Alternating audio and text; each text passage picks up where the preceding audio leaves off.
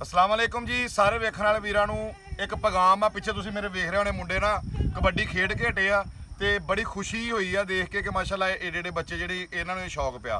सियाणे कहंदे आ कि बीज जिहड़ी चीज़ दा बोना ना ਉਹਦੇ दरख्त बनना ਇਹ ਨਾ ਵੇਖੋ दरख्त छोटा ਜਦੋਂ ਤੁਸੀਂ ਬੀਜ ਲਾਉਣਾ ਵਾ दरख्त बनना हमेशा वास्ते ਵਾਂਸ ਮਕਾਓ ਨਾ ਕਿ ਬੌਂਸਰੀ ਯਾਨੀ ਕਿ ਨਸ਼ਾ ਮਕਾਉਣਾ ਜਾਂ ਕੋਈ ਪੁੱਠੇ ਚੀਜ਼ਾਂ ਤੋਂ ਬੱਚੇ ਨੂੰ ਹਟਾਉਣਾ ਨਾ ਤੇ ਪ੍ਰਮੋਟ ਕਰਨਾ ਚਾਹੀਦਾ ਬੱਚਿਆਂ ਨੂੰ ਖੇਡ ਵਾਲੇ ਪਾਸੇ ਲਾਓ ਆਟੋਮੈਟਿਕ ਬਚ ਜਾਣਗੇ। ਯਾਨੀ ਕਿ ਜੇ ਉਹਨਾਂ ਨੂੰ ਸ਼ੌਕ ਖੇਡ ਦਾ ਪਏਗਾ ਉਹਨਾਂ ਦਾ ਜ਼ਿਹਨ ਹੀ ਇੱਧਰ ਹੋਣਾ ਵਾ।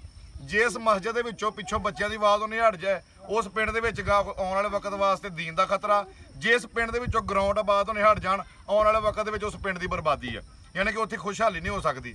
ਸਿਆਣੇ ਕਹਿੰਦੇ ਵੀ ਗਰਾਊਂਡ ਆਬਾਦ ਆ ਨਾ ਤੇ ਸਮਝ ਲਓ ਕਿ ਹਸਪਤਾਲ ਬਰਾਨ ਆ ਤੇ ਜੇ ਹਸਪਤਾਲ ਤੁਸੀਂ ਆਬਾਦ ਕਰਨੇ ਆ ਨਾ ਤੇ ਗਰਾਊਂਡਾਂ 'ਚੋਂ ਬੰਦੇ ਕੱਢ ਲਓ। ਇਹ ਬੱਚਿਆਂ ਨੂੰ ਜੋ ਪ੍ਰਮੋਟ ਕਰਨਾ ਨਾ ਅਸੀਂ ਐਡੇ ਐਡੇ ਨੂੰ ਸ਼ੌਕ ਪਾਉਣਾ ਆਟੋਮੈਟਿਕ ਇਹਨਾਂ ਦੇ ਦਿਲ 'ਚ ਸ਼ੌਕ ਹੈ ਪੈਣਾ ਔਰ ਗਾਂ ਬੂਟੇ ਦਾ ਬੂਟਾ ਲੱਗਦਾ ਜਾਣਾ। ਕੋਸ਼ਿਸ਼ ਕਰਿਆ ਕਰੋ। ਹੁਣ ਲੋਕ ਅਕਸਰ ਕਹਿੰਦੇ ਮਹਿੰਗਾਈ ਦਾ ਦੌਰ ਆਈ ਆ, ਉਹ ਕੋਈ ਮਹਿੰਗਾਈ ਦਾ ਦੌਰ ਨਹੀਂ। ਇੱਕ ਬੱਚਾ ਬਚਾ ਲਈਏ ਤੇ ਉਹਦੇ ਨਾਲ ਦੀ ਗੱਲ ਕੋਈ ਹੈਗੀ ਕੀਮਤ ਕੋਈ ਵੀ ਨਹੀਂ।